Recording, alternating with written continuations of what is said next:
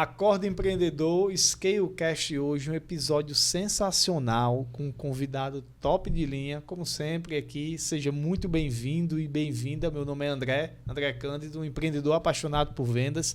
E hoje a gente vai entender como montar e estruturar sua máquina de vendas com processos, pessoas, por quem faz isso todos os dias.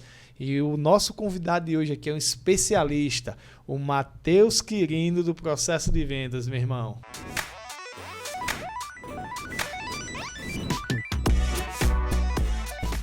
Sem mais delongas, obrigado, Matheus, pela presença, meu irmão, aqui nesse nosso bate-papo falando de vendas, né? E nada melhor como um especialista de vendas que eu sigo, compartilho e a gente troca muita ideia sobre esse tema, tá? Sim. E hoje o objetivo, tanto para vocês, né, caros ouvintes aqui, espectadores, é aprender um pouco mais sobre o universo de vendas, sobre como se posicionar no mercado. E hoje o Matheus vai falar muito sobre o mercado B2B de serviço, processo, como gerenciar vendedores de forma híbrida. Isso é muito interessante, então fique até o final, porque no final também vai ter um prêmio especial aí para quem esperar, né? Quem espera sempre alcança. Então, Matheus, fala um pouco, meu irmão, aí como é que foi essa tua história, como começou nesse mundo de vendas, no mundo dos altos e baixos das vendas, né? Boa, poxa, prazer, obrigado pelo convite, viu, André? Você é de casa, é muito bom quando a gente tem ali os amigos de vendas, todo mundo conectado. Isso. E, poxa, tenho 28 anos, meu nome é Matheus, sou potiguar, sou engenheiro de produção, né? E vendas começou na faculdade. Eu entrei na faculdade com 18 anos e já desde quando eu entrei na faculdade, entrei na empresa Júnior de engenharia de produção na época. E o meu primeiro papel lá foi vender. Né? Então, logo no primeiro semestre, eu sempre trabalhei em paralelo com a faculdade e desde lá eu sempre tive uma interlocução muito grande com vendas. Então, desde o meu primeiro trabalho ali, minha primeira experiência profissional na faculdade ainda, eu tive diretamente conexão com vendas, né? Desde já, acabei me apaixonando por vendas, já gostava de estudar, testava coisas novas, tive a oportunidade de liderar ali a parte de vendas da empresa Júnior na época, e logo em seguida fui trabalhar em um grupo de tecnologia, onde pude ter assim, diversas experiências de vendas diferentes, especialmente estruturando um processo de Inside Sales. Legal. Né? Então, ali por volta de 2014, 2015, eu pude organizar um processo de vendas do zero.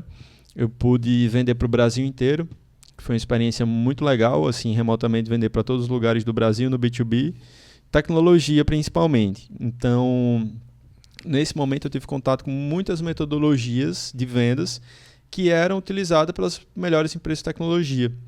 E aí, cara, eu comecei a me deslocar assim, da média em vendas nessa época. E o bacana é que as startups ali que estavam próximas a mim, né, a gente foi incubado e tal, sempre tive contato com o pessoal de tecnologia de startup, perguntava muita coisa sobre vendas, né? Como que está organizado, como que você faz, como que você aborda, como que você fez para vender tanto para fora. Massa. Então, o mercado estava bem nessa época de entender o que era pré-venda, de entender venda remota, como eu posso vender para o Brasil inteiro, estando aqui em Natal, por exemplo. E eu comecei a perceber que o mercado vendia muito mal, né? Fiquei 3 anos praticamente imerso nesse mundo de tecnologia, inside sales, startup, etc. e tal. Amo isso tudo. E eu tinha um sonho de empreender antes de terminar a faculdade. Assim, foi bem óbvio para mim. Poxa, eu tinha um conhecimento legal, sabia vender muito bem. Tinha empresas que já me perguntavam, pediam ajuda em relação a esse tema vendas. Aí juntei com o meu sócio Thiago e a gente abriu a nossa empresa. Então, assim, foi bem... Cara, queremos empreender, temos um conhecimento legal, a barreira de entrada é muito baixa, ninguém no mercado faz isso que a gente quer fazer, então vamos fazer. Então, 1º de março de 2018, a gente abriu a empresa, não estava nem formado ainda, mas a gente começou desde então a trabalhar estruturando processos de vendas e treinando vendedores. Né? Massa. E aí, nesses 5 anos, foram mais de 150 operações de vendas que a gente estruturou e implementou, mais de 4 mil vendedores impactados, Top, em 8 estados do Brasil. E, cara, hoje a gente tem uma empresa super redonda, com uma metodologia muito vencedora, assim, nível de satisfação super alto, pô, Os clientes super felizes, taxa de retenção altíssima e sempre ajudando a galera a ter uma máquina de vendas muito top e ter venda como um diferencial competitivo. Então, o nosso objetivo é que o cliente tenha vendas como seu maior diferencial competitivo. Olha aí, pessoal. Então, isso daí é um pouco da história, né, do Matheus. A gente vai aprofundar um pouco mais, né, Matheus, sobre as tuas experiências e sobre os insights aqui para a galera entender como é que é esse mundo de vendas. Às vezes a gente consegue... Muitos empreendedores colocam uma trava na cabeça, enfim, de dizer assim, cara, é difícil montar um processo de vendas. É fácil, é simples, é complicado? Então, se você fosse dar uma dica aqui para a gente iniciar, né? Iniciando, no caso, no começo do processo. Eu tenho uma empresa... Vou começar aqui a gente vai falar muito do mercado B2B, certo, pessoal? De serviço, enfim, que é o que o Matheus, da Processo de Vendas, e junto com o sócio, né, o Thiago, eles dominam. Então, a gente vai falar de realmente o que é skin the game, o que eles vivem, o que dominam. Se esse empreendedor fosse começar hoje, qual é o primeiro olhar que ele tinha que ver? Para onde é que ele tinha que dar mais atenção? Boa. Vendas não é difícil. Vendas é trabalhoso. E ninguém quer ter trabalho. Né? Então a gente sempre quer contratar aquele vendedor do concorrente, a gente sempre quer contratar aquele vendedor que é mais experiente, até pagando um pouco mais, esperando que ele resolva tudo. Quando você está começando, você não precisa começar com um processo mais sofisticado do mundo. Certo. Muito pelo contrário. Quando a gente estrutura algum processo de vendas, a gente busca ser o mais enxuto possível no que diz respeito a etapas, a perfil de cliente, a lógica e estratégia da venda em si. Então, para quem está começando, além de buscar ser o mais simples e enxuto possível, buscar ter uma atenção especial a quem é o teu cliente. Legal. Eu acho que o primeiro passo é você ter uma clareza muito grande em qual é o cliente que faz sentido para mim e que faz o meu negócio crescer de uma forma muito boa, muito sustentável. E buscar aprofundar ali exaustivamente, ser obcecado por entender como que esse cliente compra. Isso. Eu acho que se você entende muito claramente quem é esse cliente, como ele compra, assim, e ser obcecado por isso é muito importante, você vai conseguir montar um funil de vendas ali que faça super sentido. Legal. Além disso, algo que eu recomendo muito pro líder, né? Que você não terceirize nesse momento a responsabilidade de construir um processo de vendas, de construir um setor de vendas. O líder, ele é o dono do processo. Então, ele é o responsável para que a máquina de vendas ela exista. Certo. Então, para quem tem empresa pequena, para quem está começando, para quem está entrando nesse mundo de vendas complexas, né, B2B, cara, se dedique, tenha isso como uma prioridade. Vendas é o que vai fazer seu negócio, de fato, se destacar e tome para você. Então, assim... Por mais que você não vá ter todo o tempo do mundo, não vá fazer perfeito, busque você liderar essa mudança até você entender o que é a tua venda, como que deve funcionar para você trazer pessoas ali para uma gerência, uma diretoria, uma coordenação. Então, eu meio que começaria por aí, né, focando muito bem nesse cliente, entendendo canais que fazem mais sentido, canais que geram menos atrito para a gente ir vendendo nesse curto prazo. E principalmente, cara, consumindo o máximo de conteúdo possível sobre vendas e testando. Construir um funil de venda simples, 3, 4 etapas. Depois vai estruturando ali um script de vendas bacana. Já vai testando um e-mail diferente, vai ganhando ritmo, constrói metas curtas, metas semanais, começa a quebrar essas metas para cada um dos vendedores individualmente. Começa a acompanhar os leads no funil através de um CRM bacana, muitas vezes até gratuito, e você vai evoluindo a nível de maturidade. Então, não adianta querer ter o processo super sofisticado, partindo do zero, mas você vai devagarinho e aí você vai aprendendo, cara, e essa experiência é fantástica, porque pequenas mudanças já geram um resultado legal. Isso. Poxa, eu tenho uma rotina de vendas, eu tenho metas diárias, tenho metas semanais, tenho metas de prospecção, eu tenho um script ali em validação, por exemplo, perguntas calibradas, e aí você vai tendo feedback, vai errando, provocando o erro, e aí o processo ele vai fluindo. Então, não acho que é muito difícil, acho muito mais difícil estruturar um funil de marketing do que de vendas, para ser sincero. Mas que você possa, principalmente, se esforçar para isso acontecer. Claro. E você só vai se esforçar se for prioridade. E uma coisa que você disse que foi muito latente na sua fala, Matheus, é o líder, ele assumir a responsabilidade. Assumir a responsabilidade da cadeira de vendas ali, né? Da cadeira do gestor de vendas, observando todos os processos, acompanhar o time, escutar, estudar o seu ICP, né? Que é o perfil do cliente ideal ali, observar as principais dores, sonhos desse cliente para que ele possa estruturar o melhor canal e tudo mais. Não, total. Na empresa pequena isso é essencial. Exato. Então na empresa pequena o dono mesmo vai vender, o dono mesmo vai ali treinar o primeiro vendedor e tudo mais. Isso é muito importante, né? Mas desde já você já pode ter um pequeno processo, claro. uma métrica ou outra. Você pode ter o seu funil de vendas ali na parede, com seus post-its, mas que você já vai ganhando essa visão de, poxa, eu tenho um negócio em andamento, eu tenho novos negócios entrando, o que é que está travando venda, quais são os principais motivos aqui de perda, quanto que eu estou convertendo, quanto que o meu vendedor novo está convertendo, como está funcionando, qual a estratégia que está sendo mais aceita pelo mercado. E aí, cara, construa ciclos de melhoria. Né? Então eu vejo muito com esse modelo, funciona, porque a gente acredita muito em melhoria contínua. Mas aí quando você vai crescendo, vai tendo novas responsabilidades, mais clientes, mais funcionários, você vai colocando líderes nesses papéis, né? Exato. Então, uma das coisas bem legais aí que você falou, quando eu comecei no modelo de negócio, que é SaaS, né? Software como serviço, e você ajudou várias empresas desse segmento, né? 80% dos nossos clientes, dos teus clientes são empresas que vendem tecnologia. E vendia só eu e meu sócio, só eu e Vanderlei. Era mochila, sentava... Não tinha escritório ainda mas a pastinha na mão foi substituída pelo computador, porque eu tinha uma expertise muito grande em vendas complexas, que é diferente de vendas transacionais, né, que é a troca, B2C no caso, é uma venda mais que você tem que explicar o produto, gerar valor, enfim, mas era PAP, porta a porta. Então, eu tive a expertise de vender mais de 2 milhões de reais no PAP, porta a porta. Cliente a cliente dando no-show na reunião, mas eu lá na empresa. É isso aí. E quando a gente foi para o digital, a gente até fez um processo inverso, né, daqui da nossa região. A gente fez de explodir, né, o que faz muitas empresas, crescer na cidade e ir para o Brasil. Né? A gente veio do Brasil para dentro. Então, hoje, o share da gente representa o quê? Só 10% da cidade, aqui do estado, no caso, e 90% de fora. Então, a gente começou a vender e a gente tinha uma meta simples, eu e ele. Todo dia a gente tem que vender 2. Você vende 2, eu vendo 2.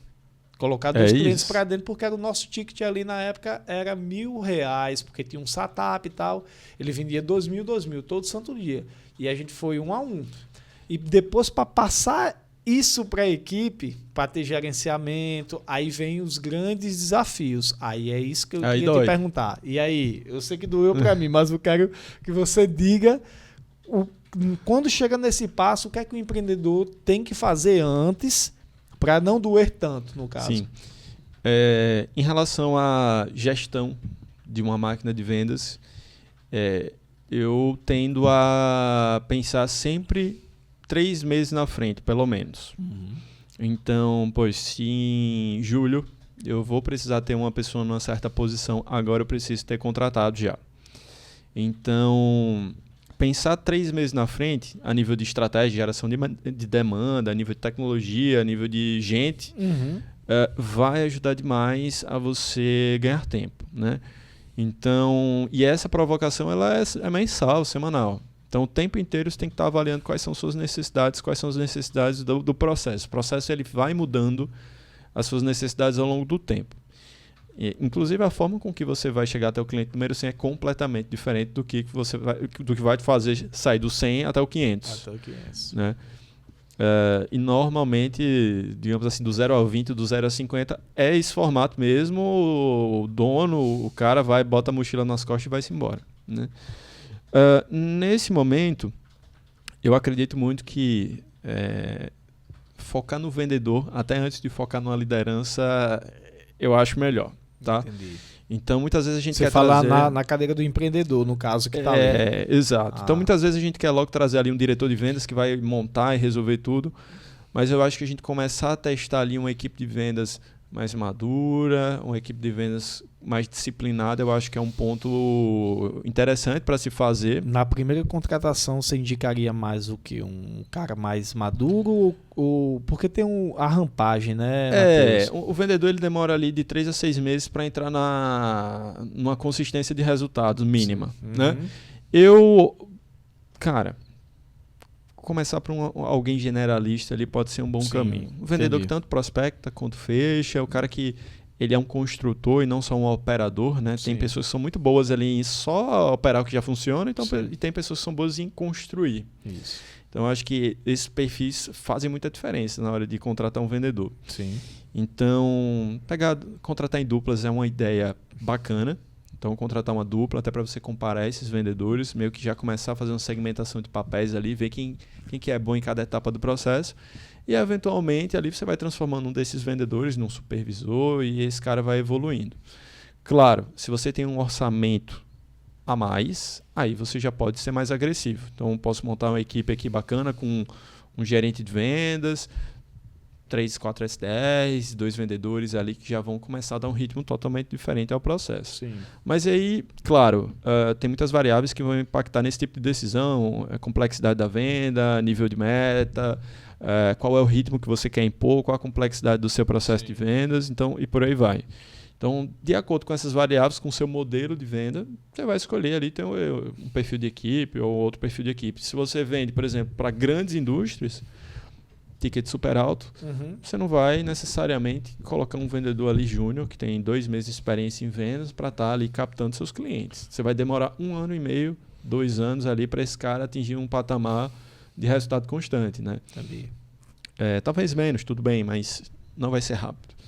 Então, tente avaliar, principalmente a nível de modelo de venda, qual é a equipe que eu preciso ter. Então, modelo de negócio vai impactar no modelo de vendas, que por si só vai gerar um processo de vendas. Então, essas coisas elas meio que têm que conversar, assim, né? Show. Então, ticket, complexidade, mercado, nível de agressividade que você vai querer ter, tudo isso vai impactar em como você vai desenhar a tua equipe. Massa.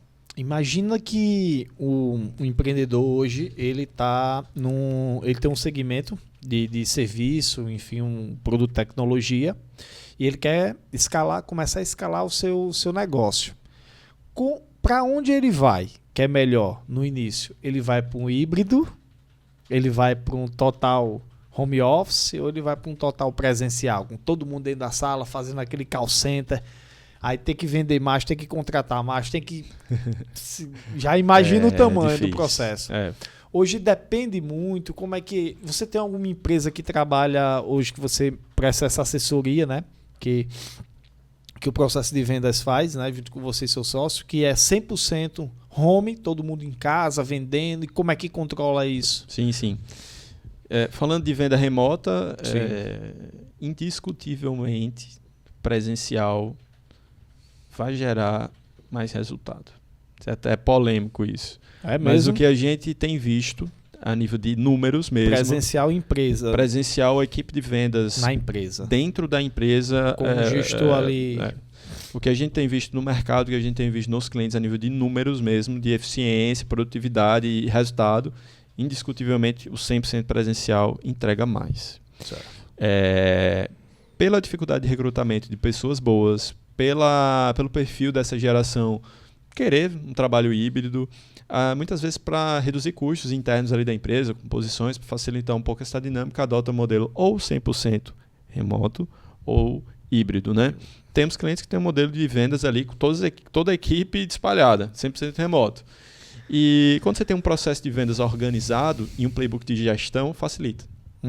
Então, como a gente acompanha essas equipes? Cara, todo mundo tem um processo muito claro, todo mundo gerencia seus negócios através de um bom CRM e todo mundo tem metas super claras.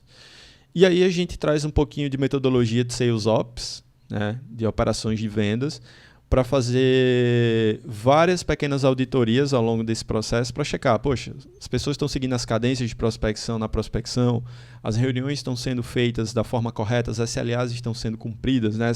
Esses acordos de cada etapa ali do funil de vendas está sendo realmente realizado.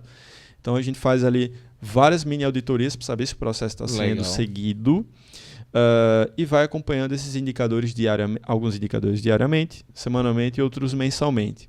E aí comparando vendedor com vendedor, comparando canal por canal, comparando semana com semana, e aí vira uma loucura, assim, porque a gente vai comparando tudo com tudo e vendo o que está funcionando e o que não está funcionando. Quando alguma coisa sai ali de conformidade, vamos dizer assim, a gente vai investigar mais a fundo e ver, poxa, esse vendedor está dando enrolada, esse vendedor não está sabendo exatamente qual é o processo que é para ser seguido, poxa, tem um motivo de perda muito comum para esse cara aqui que não deveria acontecer nessa etapa. Então a gente faz essas correções. Então, cara, eu acredito que funciona desde que você esteja bem organizado, todo mundo sabe o que fazer, metas claras, treinamento contínuo, não pode parar de treinar nunca, treinamento semanal aí, cara, no mínimo uma vez por semana tem uma formação ali de 1 hora com a equipe de vendas. A gente faz ali alguns planos de treinamento individuais via plataforma, com os clientes também, treinamento de vendas. E aí vai rodando, escutando ligação, assistindo gravação de reunião, vai dando feedback, vai tornando esse processo mais eficiente. Então, agora se você não tem nada disso, se você vive no escuro, aí fica difícil, né? E aí é um papel do líder também estar o tempo inteiro olhando para os seus painéis, para sua pipeline, para os seus, sei lá, 200, 300 negócios ali no funil de vendas e acompanhando. Poxa, hoje é dia 15, eu sei que eu deveria ter pelo menos 80 reuniões geradas. Quantas que eu tenho? Eu sei que para atingir minha meta do mês eu preciso ter aqui 100 mil de negociação no meu funil de vendas. Poxa, quanto que é esperado que esses 100 mil converta até o final do mês? Qual a probabilidade histórica que eu tenho? Como que está a temperatura desses leads aqui? Pô, preciso conversar com os vendedores, criar uma estratégia individual e para aquelas 30 oportunidades para acelerar esse passo. Massa. Então, se você tem essa metodologia, aí você fica até menos estressado. Exato. Né? Eu gosto muito pegando essa sua fala, a parte de métricas e cultura. Nas vendas, muitas das vezes o líder ele peca por ele estar olhando só para uma ou só para outra. Ele tem que olhar para as duas ao mesmo tempo. Tipo, eu tenho que olhar para os números, saber como é que tá os meus resultados, olhar quantas reuniões foram geradas, quantos leads chegaram, motivo de perda, fechamento e tudo mais. E a cultura tem muito a ver com o time. De eu olhar e sentir como é que está aquele time ali, ambiente, pessoas, o momento deles também, né?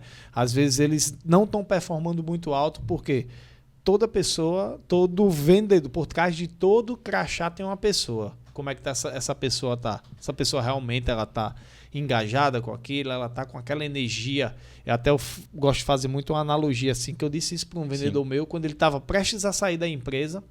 Eu olhei para ele e disse assim, man, quando você entrou, nossa energia estava assim, ó. Certo? E passando um tempo, nossa energia ficou assim. E hoje eu estou sentindo ela assim. A gente está indo para outros caminhos. Então, como é que está hoje? Não, André, realmente eu estou assim, assado. Pronto, eu senti. Então, essa percepção, e ele vendendo bem.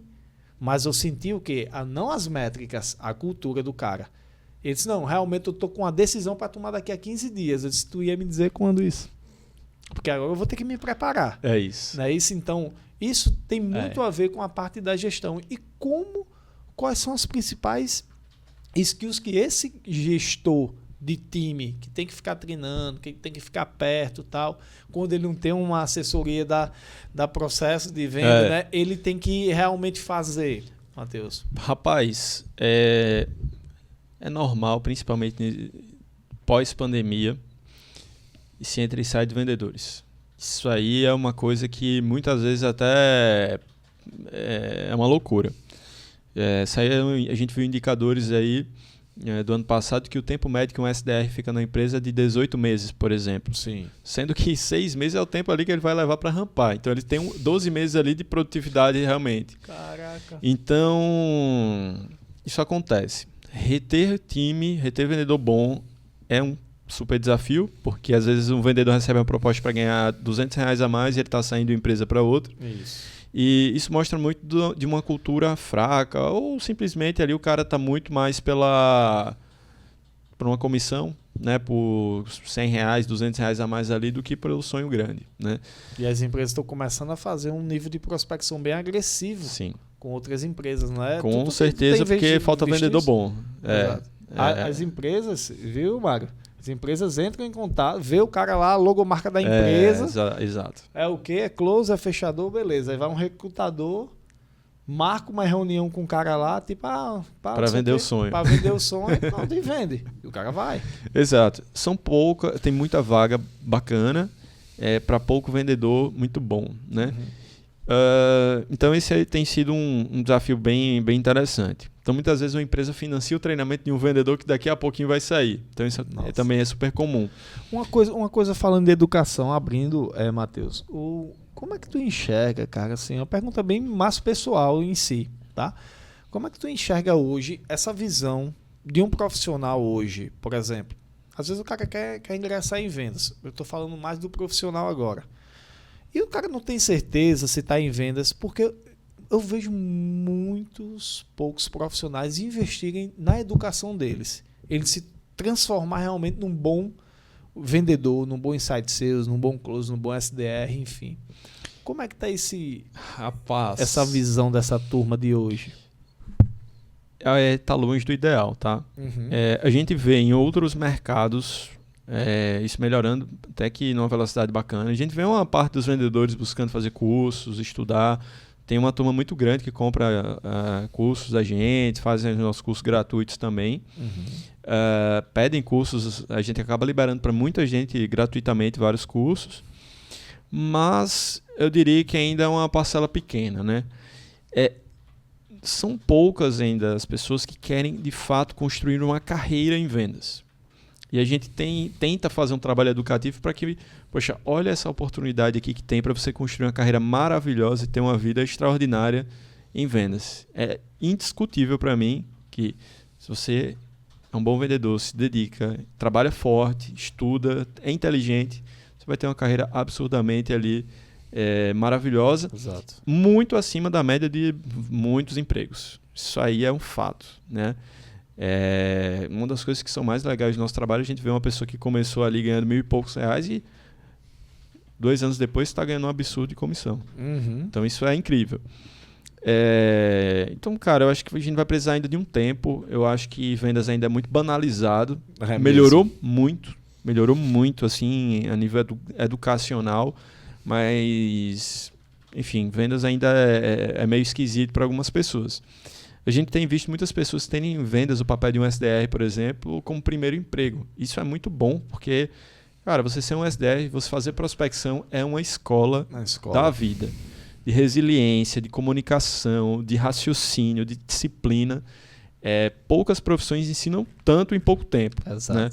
E aí a gente tenta forçar a barra aí, mostrando para esses jovens. Semana retrasada, eu fiz uma palestra falando sobre isso, falando sobre carreira de pré-vendas para jovens e tudo mais, mostrando que, olha, segue por aqui, que tem uma oportunidade bacana, a mentalidade certa é essa daqui, não essa mentalidade, poxa, vendas é chato, vendas é cansativo e tudo mais.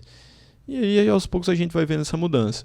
E aí, um ponto bacana é que os líderes têm mudado muito essa visão, têm investido mais nas suas equipes. Que bom, poxa, né? Investido mais em treinamento.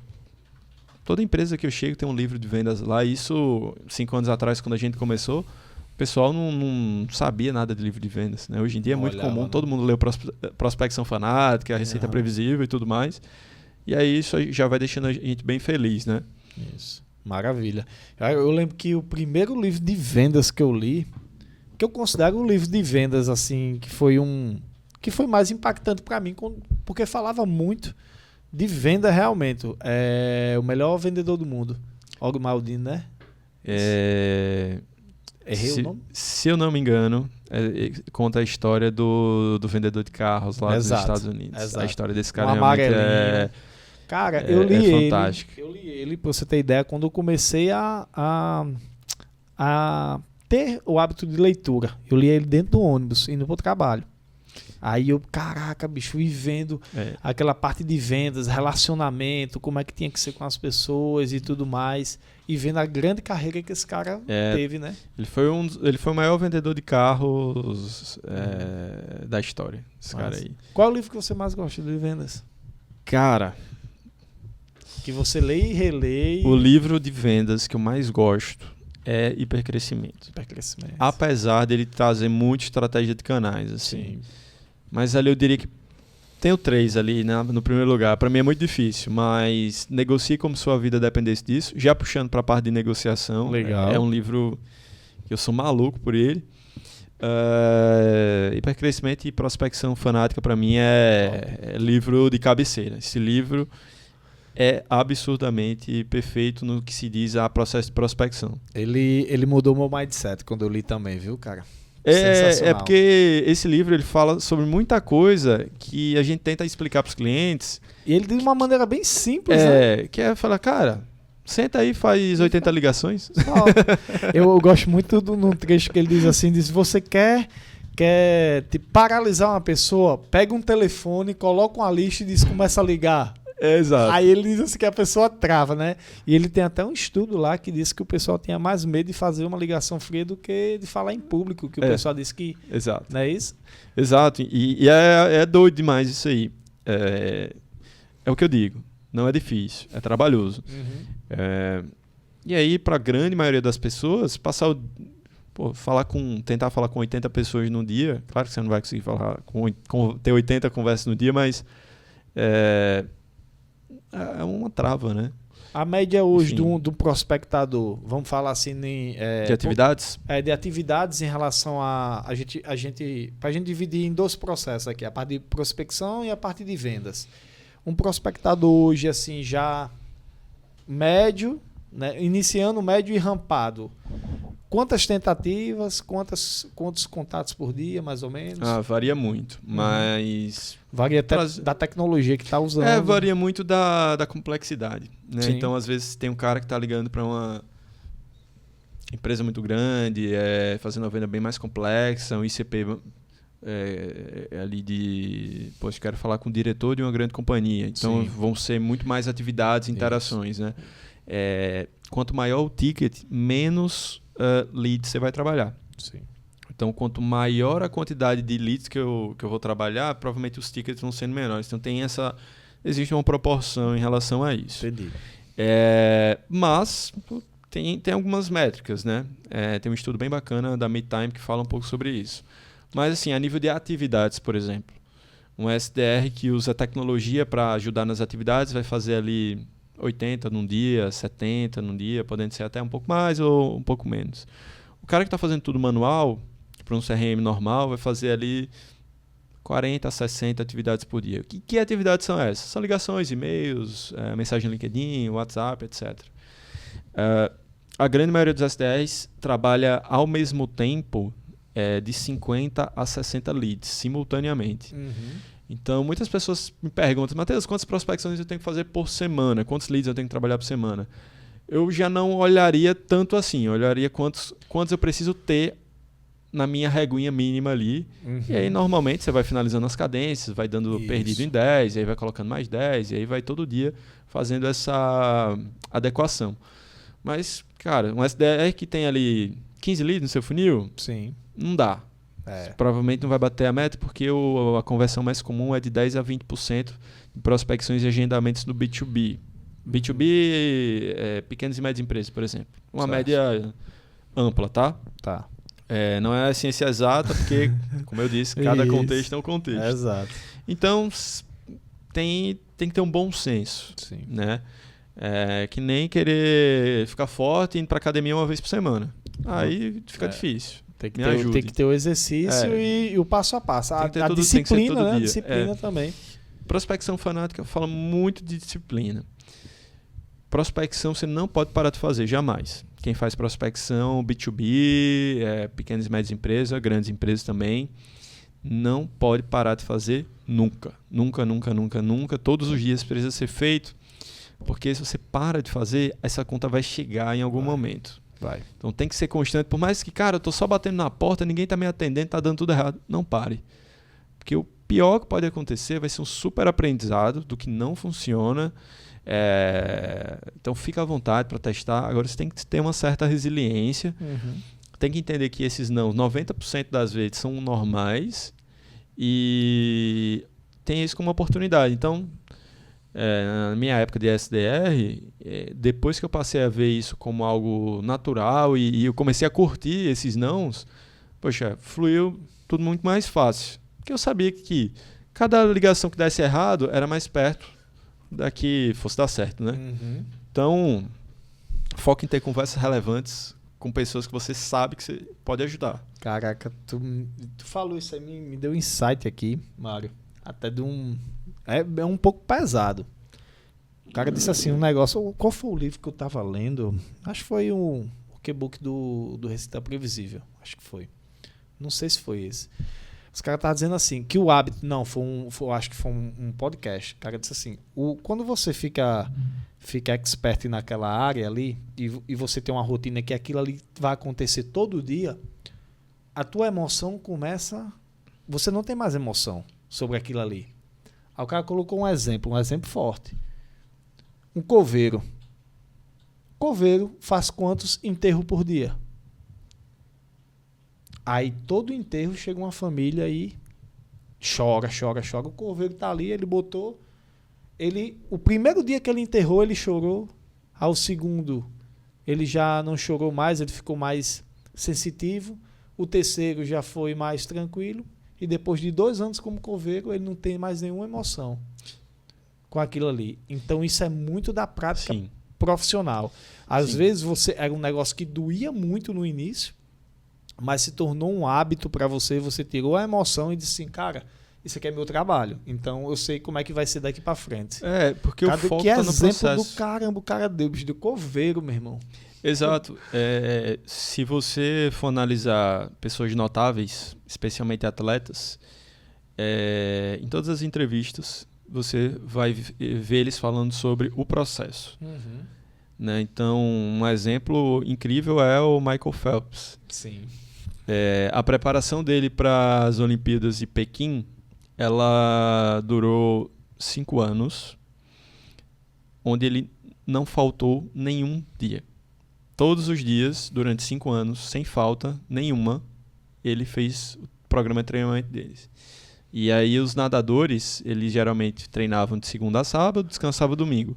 No entanto, férias.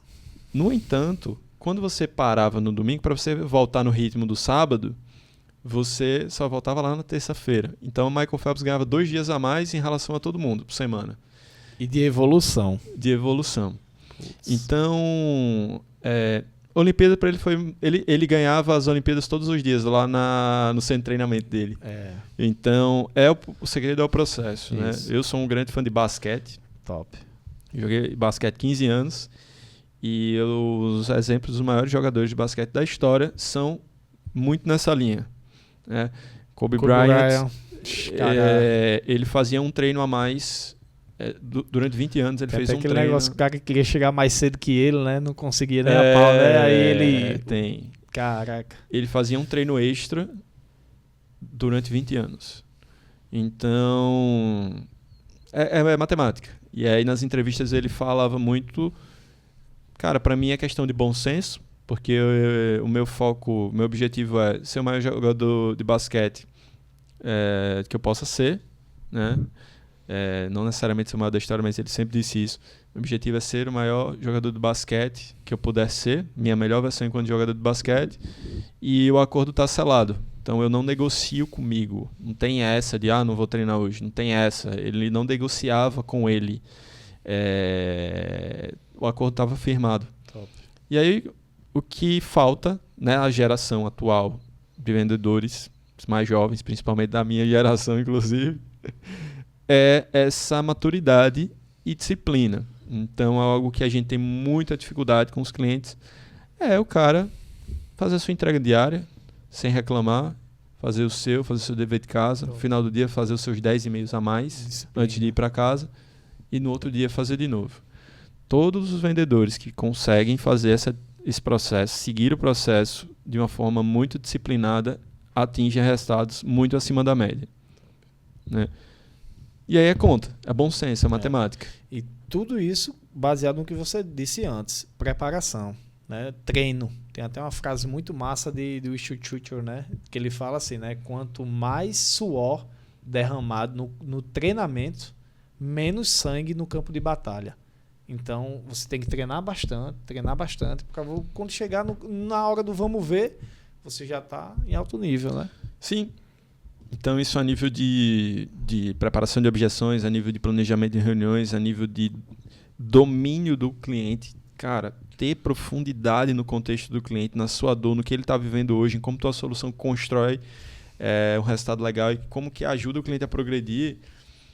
Se você tem tudo isso, o jogo fica fácil. Marca vencedora. Cara, vai. Você Pessoal, é isso. Curtam, compartilhem aí esse nosso podcast, esse episódio, Exato. tá? A gente tá chegando aqui no final, o papo tá sendo bem direto, a gente podia ficar que horas falando sobre vendas, porque quando a gente fala o que a gente gosta, cara, a gente não tem hora não para acabar. Várias áreas. Cara, é isso mesmo.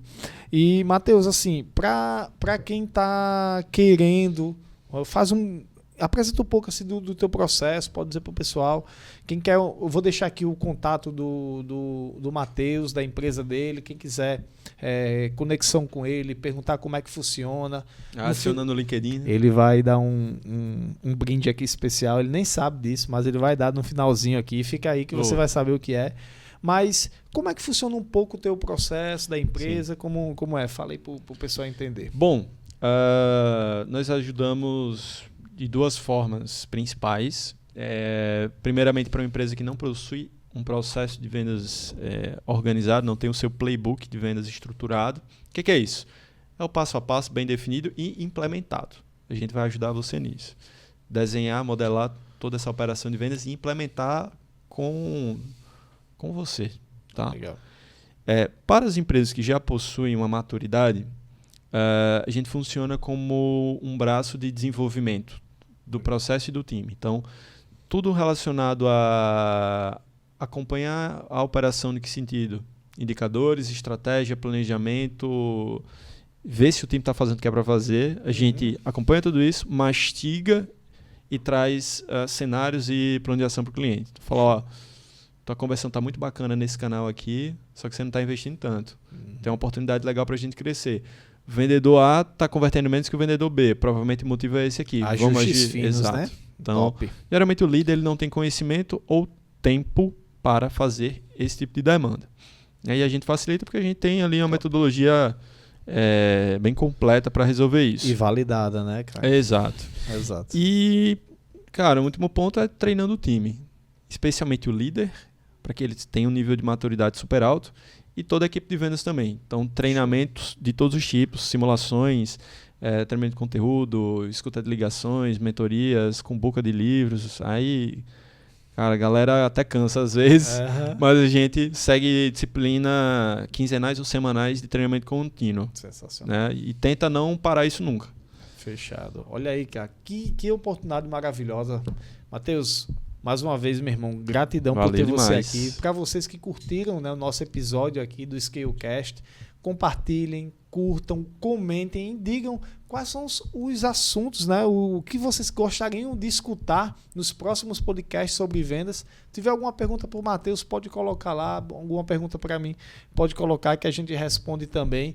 E gratidão demais pela audiência. Liga o radar empreendedor e vamos vender cada dia mais. Boa. Beleza? Até a próxima.